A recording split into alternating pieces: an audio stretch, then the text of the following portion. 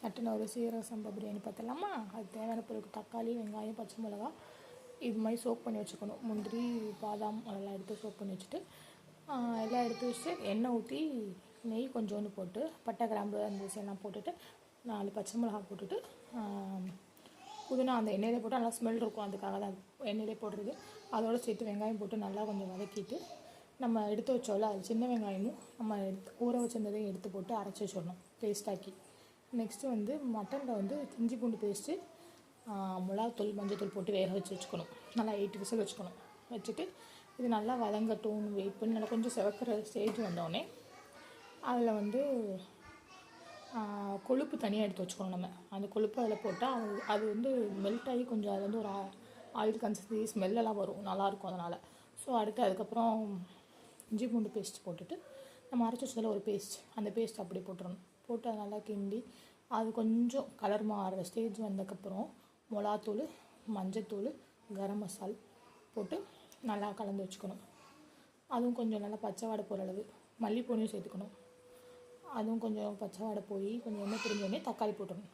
நம்ம ஏன் எண்ணெயில் போடுறோன்னா கலர் கொடுக்கும். தக்காளிக்கு அப்புறம் கூட சில பேர் போடுவாங்க மிளகாத்தூள், மஞ்சத்தூள்.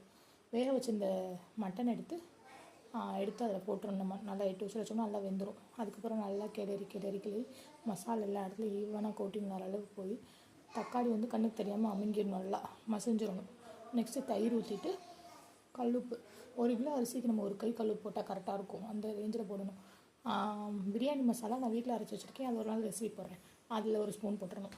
போட்டு நம்ம கொஞ்சம் ஹோட்டல் டேஸ்ட் வரணும்னா கொஞ்சம் நம்ம டொமேட்டோ பேஸ்ட் டொமேட்டோ சாஸ் வாங்கி போட்டுடணும். போட்டு அது சும்மா கொஞ்சம் தான், ஒரு ஸ்பூன் அவ்வளோதான். நல்லா இது பண்ணிவிட்டு தண்ணி எவ்வளவோ 1/2 hour ஊற வச்சா 1க்கு 1 ஊற்றினா போதும். போட்டு அதை நல்லா கொதிக்க வச்சுட்டு நம்ம வந்து கொத்தமல்லி, புதினா அதெல்லாம் வந்து கொஞ்சம் அரைச்சும் போட்டுடணும். போட்டுட்டு கொஞ்சம் இந்த ஸ்டேஜ் வந்தோடனே கொஞ்சம் எண்ணெய் ஊற்றிட்டு கிண்டிட்டு தம் போட்டுடணும்.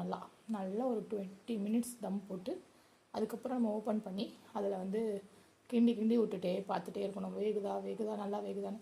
நெய், எண்ணெய் அதை போட்டு ஒயிட்டு மிளகு பொடி விற்போம், அதை கொஞ்சம் மேலே போட்டு விடணும். போட்டு நல்லா கிண்டி திரும்ப வந்து நம்ம நெய் ஊற்றியோ எண்ணெய் ஊற்றியோ அதை வந்து நம்ம இது போட்டுகிட்டே இருக்கணும். அதுக்கு என்ன தம்மு போட்டு அப்புறம் கடைசியில் எடுத்துடலாம். ரெடி ஆகிடுச்சு.